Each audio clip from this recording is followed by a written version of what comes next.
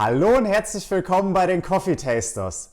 Wir haben für euch den günstigsten Vollautomaten mit automatischem Milchsystem getestet, den Philips Latte Go 2200. Wie der Vollautomat im Test abgeschnitten hat, verraten wir euch jetzt im Video.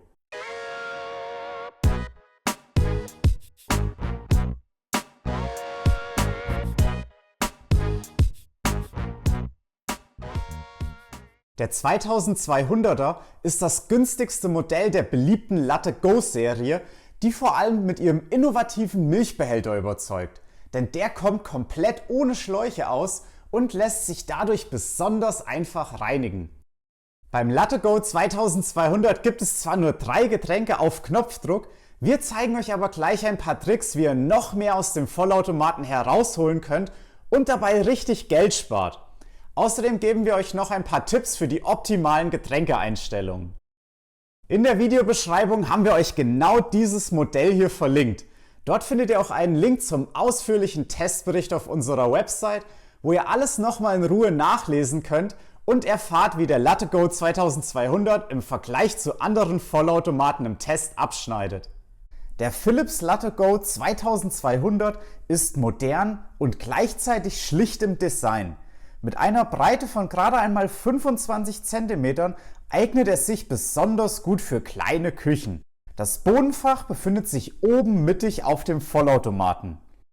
Sehr zufrieden sind wir mit dem abgedunkelten und luftdicht verschlossenen Deckel. Dadurch bleibt das Aroma eurer Bohnen bestmöglich erhalten. Dank der großen Öffnung lässt sich das Fach einfach auffüllen und da es kaum Ecken gibt, rutschen die Bohnen gut in Richtung Mahlwerk nach. In das Fach passen 275 Gramm Kaffeebohnen, mit denen ihr gut 30 Getränke zubereiten könnt. Den Wassertank findet ihr auf der rechten Seite. Er lässt sich einfach nach vorne herausziehen, ein großer Vorteil bei Hängeschränken. Es passen bis zu 1,8 Liter Wasser in den Tank, die für ungefähr 15 Getränke reichen. Die Öffnung ist auch relativ breit, sodass ihr den Tank direkt am Vollautomaten oder unterm Wasserhahn auffüllen könnt. Wie bei allen Vollautomaten in diesem Preisbereich ist auch hier das Gehäuse komplett aus Kunststoff. Alle Teile sind jedoch gut verarbeitet und haben in unserem Test weder geklemmt noch gequietscht. Einziger Minuspunkt: das Abtropfblech aus Edelstahl bekommt leider schnell mal einen Kratzer. Wenn ihr den Kaffeeauslass bis ganz nach oben stellt, passen bis zu 14 cm hohe Gläser darunter. Für kleine Espressotassen könnt ihr den Auslass auf eine Höhe von 8 cm herunterstellen. Jetzt schalten wir den Vollautomaten ein und zeigen euch dann alle Getränke inklusive unserer Einstellungstipps. Jetzt heizt sich das Gerät zunächst auf. Anschließend spült es die Leitung mit heißem Wasser durch. Die Latte Go Modelle brauchen knapp 10 bis 15 Sekunden länger als andere Vollautomaten, dafür sind die Getränke aber bereits beim ersten Bezug ordentlich heiß. Ihr bedient den Vollautomaten über dieses Touch-Display. Hier seht ihr die 3 Getränke, die ihr auf Knopfdruck beziehen könnt: Espresso, Kaffee und Cappuccino. Außerdem habt ihr noch eine Heißwassertaste. Wie ihr noch weitere Getränke zubereiten könnt, zeigen wir euch gleich. Als erstes wählen wir den Espresso aus. Die Kaffeestärke könnt ihr in 3 Stufen anpassen. Je höher die Stufe, desto mehr Kaffeebohnen verwendet der Vollautomat. Wenn ihr die Taste gedrückt haltet, aktiviert ihr das Kaffeepulverfach.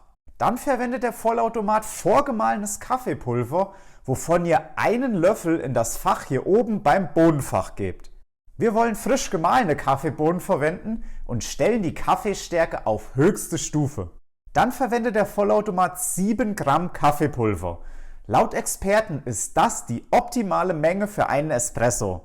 Für den besten Geschmack solltet ihr außerdem den optimalen Mahlgrad einstellen. Den Mahlwerkregler findet ihr im Bohnenfach. Hier habt ihr 12 Stufen zur Auswahl.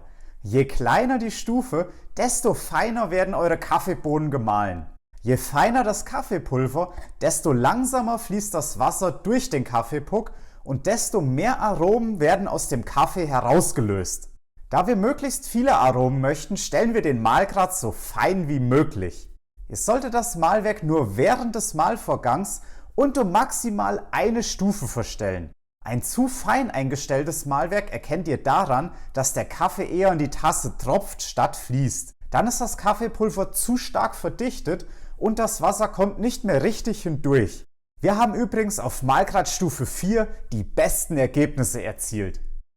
Als nächstes stellen wir die Getränkemenge ein. Sie legt fest, wie viel Wasser durch den Kaffeepuck gepresst wird. Hier habt ihr auch wieder 3 Stufen zur Auswahl, für kleine bis große Tassen. Leider sehen wir hier nicht, wie viel Milliliter wir auf welcher Stufe erhalten. Das ist bei jedem Getränk unterschiedlich. Wir haben für euch nachgewogen. Für Espresso erhaltet ihr auf Stufe 1 30 Milliliter, auf Stufe 2 40 Milliliter und auf Stufe 3 sogar 70 Milliliter. Wir empfehlen euch beim Espresso maximal die zweite Stufe der Getränkemenge zu wählen, also 30 oder 40 Milliliter. Denn je mehr Wasser durch den Kaffeepuck gepresst wird, desto mehr Bitterstoffe werden aus den Kaffeebohnen herausgelöst. Für den besten Geschmack mit möglichst vielen Aromen sollte daher die Wassermenge möglichst gering sein. Wir messen 74, sogar 75 Grad. Sehr gut. Die Crema hat eine hellbraune Farbe, ist schön dicht und nicht zu flüssig. Geschmacklich ist der Espresso ausbalanciert und die Nuancen unserer Kaffeebohnen kommen gut zur Geltung. Für diese Preisklasse wirklich ein guter Espresso. Wenn ihr ein Getränk zweimal antippt, könnt ihr den Doppelbezug aktivieren. Dann werden 2 Tassen gleichzeitig zubereitet. Dazu führt das Gerät 2 Mahlvorgänge durch. Den Doppelbezug könnt ihr für Espresso und Kaffee nutzen. Beim Cappuccino gibt es diese Funktion leider nicht, da das Gerät nur einen Milchauslass hat. Als nächstes möchten wir einen Kaffee beziehen. Dazu stellen wir die Kaffeestärke auf mittlere Stufe. Bei der Getränkemenge haben wir wieder für euch nachgewogen. Auf Stufe 1 erhaltet ihr ungefähr 100 ml, auf Stufe 2 120 ml und auf Stufe 3 sogar 200 ml. Bei Kaffee empfehlen wir euch maximal 120 ml je Kaffeepuck zu beziehen. Daher sind eigentlich auch hier wieder nur die ersten beiden Stufen relevant. Wollt ihr eine große Tasse Kaffee beziehen, solltet ihr vorher den Doppelbezug aktivieren. Für unsere 250 Milliliter Tasse haben wir so zum Beispiel zweimal 120 Milliliter bezogen. Wir wollen jetzt nur eine Tasse beziehen und starten den Bezug.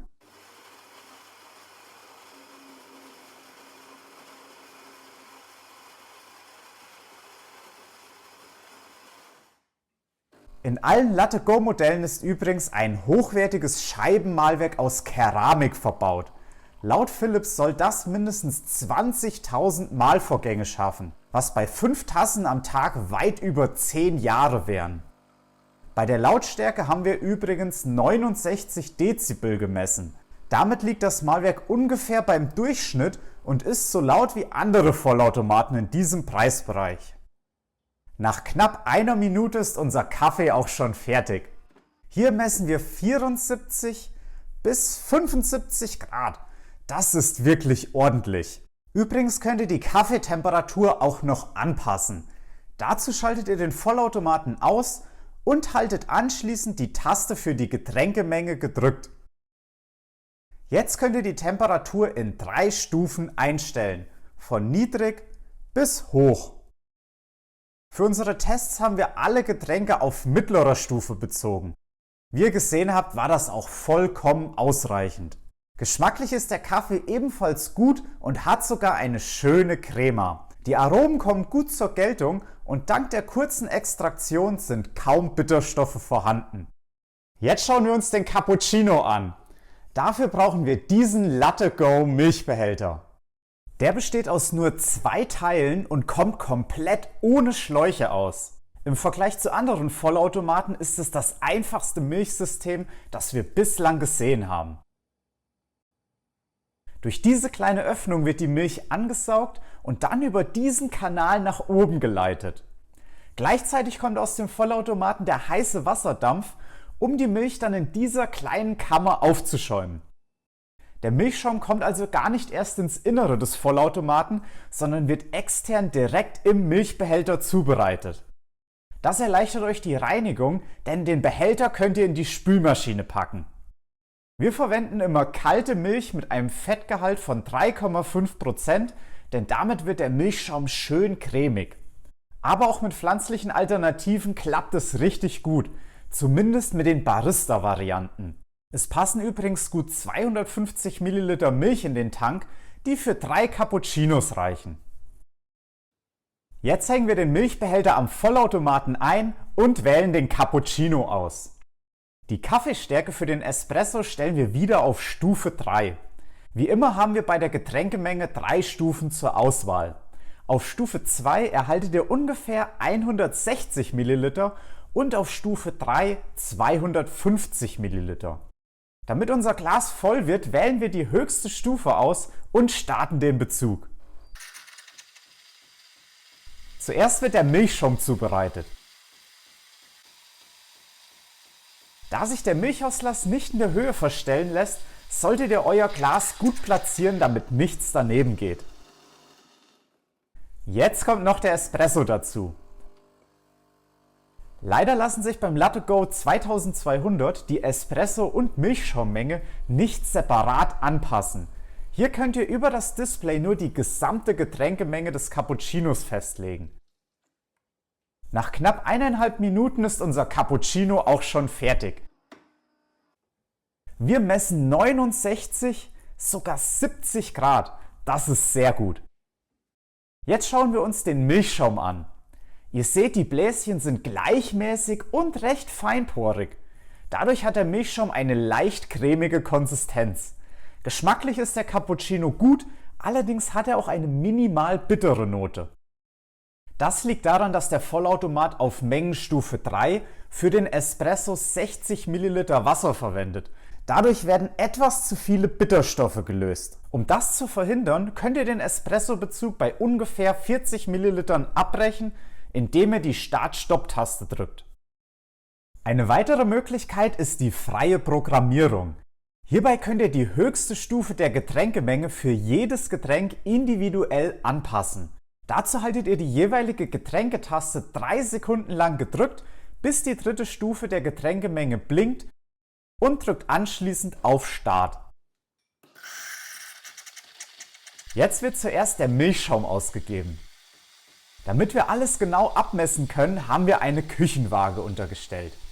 Ein guter Cappuccino besteht übrigens aus 100 ml Milch und einem 40 ml Espresso. Damit wir bei ungefähr 100 ml landen, stoppen wir jetzt den Bezug.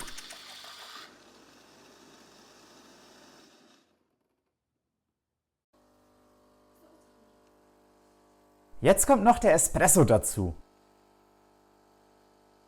Auch hier stoppen wir den Bezug, damit wir auf ungefähr 40 ml kommen. Genau diese Mengen werden jetzt fest gespeichert. Wenn wir das nächste Mal die höchste Stufe auswählen, erhalten wir den Cappuccino mit genau diesen Einstellungen. Wenn ihr wollt, könnt ihr die höchste Stufe auch für einen großen Latte Macchiato programmieren. Hier empfehlen wir euch 150 bis 200 ml Milch und einen 40 ml Espresso. Auch einen Americano als beliebte Alternative zum normalen Kaffee könnt ihr mit dem Latte Go 2200 zubereiten. Dafür bezieht ihr zuerst einen Espresso und anschließend heißes Wasser über diesen Auslass. Mit einem Trick könnt ihr auch einfach nur Milchschaum zubereiten. Dazu wählt ihr den Cappuccino aus und aktiviert das Fach für gemahlenes Kaffeepulver, füllt jedoch kein Pulver ein. So verhindert ihr, dass der Vollautomat eure Kaffeebohnen verschwendet. Nun bereitet das Gerät heißen Milchschaum zu. Bevor der Kaffee dazukommt, oder in unserem Fall wäre das jetzt nur heißes Wasser, brecht ihr den Bezug einfach ab. Nun habt ihr heiße Milch und könnt zum Beispiel noch Kakaopulver einrühren. Ihr seht, ihr habt einige Möglichkeiten, um noch ein paar mehr Getränke mit dem Latte Go 2200 zuzubereiten.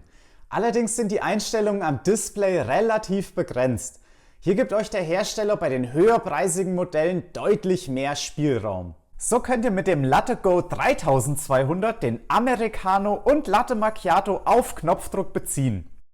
Kaffee- und Milchschaummenge lassen sich am Display separat in 3 Stufen anpassen.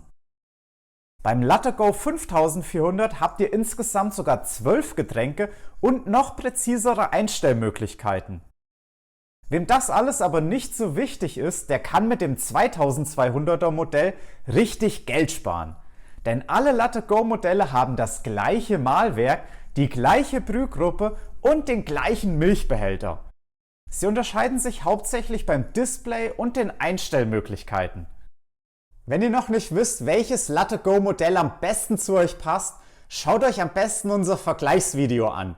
Den Link findet ihr unten in der Videobeschreibung. Jetzt schauen wir uns an, wie leicht sich das Gerät wieder reinigen lässt. Den Milchbehälter sollt ihr laut Anleitung nach jeder Nutzung reinigen. Einfach die restliche Milch ausleeren, dann den Behälter in seine 2 Teile zerlegen und anschließend gründlich mit warmem Wasser abspülen. Da der Behälter keine Schläuche hat, dauert es nur 1 Minute, bis er wieder sauber ist. Alternativ könnt ihr ihn auch in der Spülmaschine reinigen. Um beide Teile wieder zusammenzubauen, setzt ihr den Behälter hier oben im Rahmen an und drückt ihn unten fest, bis er richtig einrastet.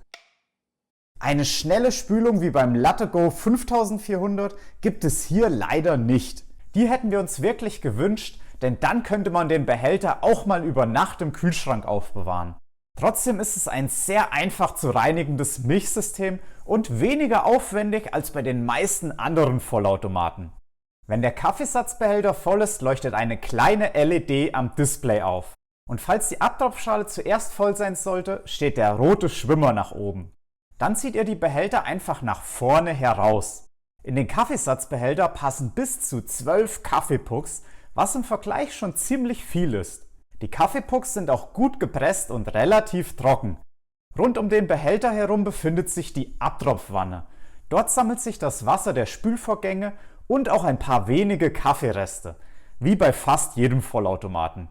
Ihr solltet die Behälter spätestens nach 3 Tagen ausleeren und einmal pro Woche abspülen.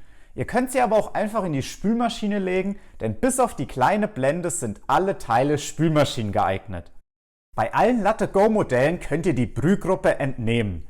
Dafür schaltet ihr den Vollautomaten aus und trennt ihn am besten komplett vom Strom. Dann zieht ihr den Wassertank heraus, stellt ihn zur Seite und öffnet die dahinterliegende Serviceklappe. Als nächstes drückt ihr den Push-Schalter nach rechts und zieht die Brühgruppe langsam und gerade heraus. Wie ihr sehen könnt, sind ein paar Kaffeereste in der Brühkammer und auch auf der anderen Seite hier zu finden. Daher solltet ihr die Brühgruppe einmal pro Woche mit klarem Wasser abspülen. Wie ihr die Brühgruppe bestmöglich reinigt und fettet, zeigen wir euch übrigens Schritt für Schritt in einem separaten Video. Den Link findet ihr in der Videobeschreibung. Die Reinigung ist alles in allem wirklich schnell erledigt. Der gesamte Aufwand pro Woche für Brühgruppe, Kaffeesatzbehälter und Milchsystem ist höchstens 15 Minuten.